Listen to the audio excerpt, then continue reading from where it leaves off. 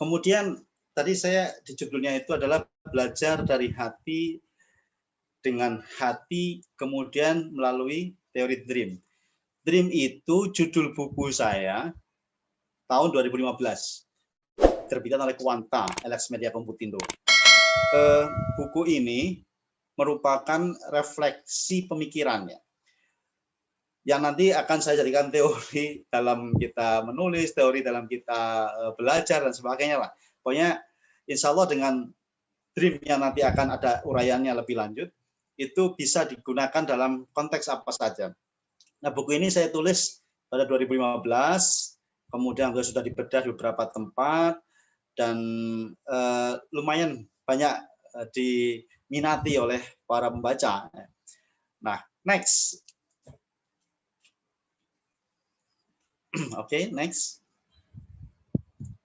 Baik, yang pertama sebelum masuk ke teori dream itu, maka yang harus kita benahi di awal, apapun itu ya, terutama ibadah jelas ya, kemudian aktivitas-aktivitas yang lain. Yang pertama kali kita harus benahi adalah nawaitunya, motivasinya.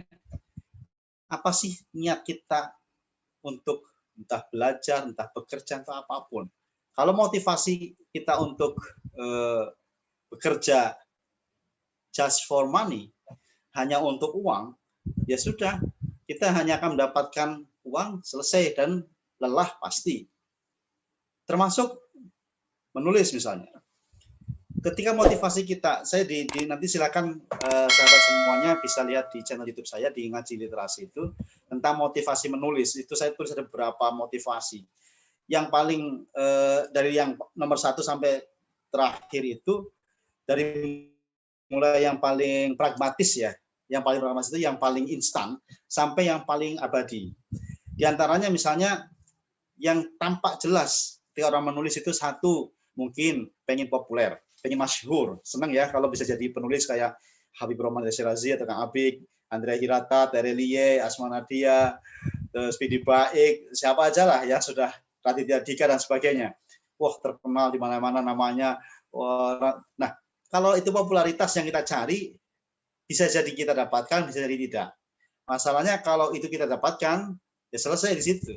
Kalau enggak, kita bisa putus asa, frustasi, sudah nerbitin banyak karya tapi nggak dikenal. Oke, yang kedua misalnya kalau orientasinya hanya melulu materi. Ya, kalau karya-karyanya seperti karya para penulis hebat tadi yang saya sebutkan, yang royaltinya sampai ratusan juta sampai miliar. Kalau hanya penulis biasa yang royaltinya itu nggak jelas, ya selesai itu.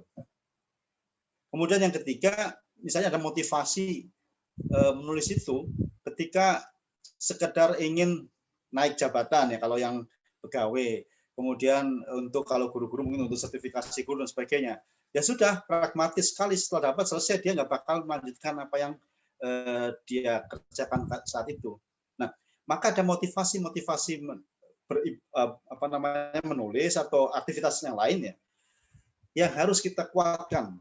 Misalnya ingin tadi menghadirkan manfaat, bermakna kepada sesama, kemudian agar kita abadi namanya, dan yang paling tinggi adalah orientasi ukhrawi, artinya orientasi akhirat, ibadah lah.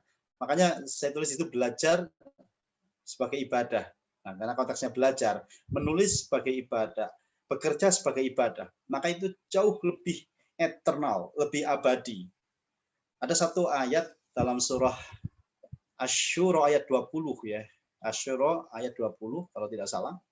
Itu mengatakan a'udzubillahi minasyaitonir rajim bismillahirrahmanirrahim. Man kana yuridu harsal akhirat nazid lahu fi harsihi. Wa man kana yuridu harsad dunya nutihi minha wa ma lahu fil akhirati min nasib.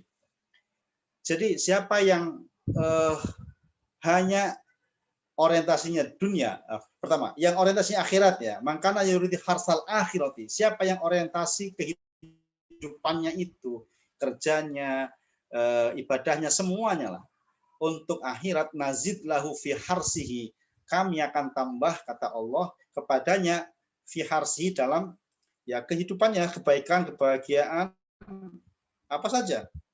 Wa man kana yuridu harsad dunia, dan siapa yang hanya orientasinya dunia, nu'tihi minha, kami beri kepadanya minha. Min di sini sebagian kecil saja dari apa yang dia harapkan, popularitas kah, materi kah, kedudukan jabatan kah? Wa ma lahu fil akhirati min nasib, dan di akhirat laisa lahu min nasib, enggak punya apa-apa, enggak dapat apa-apa. Ya selesai, ketika dia sudah mati, sudah meninggal, ya sudah, karena orientasinya hanya dunia. Maka ini motivasi penting, nawaitunya apa, harus niatnya sebagai ibadah.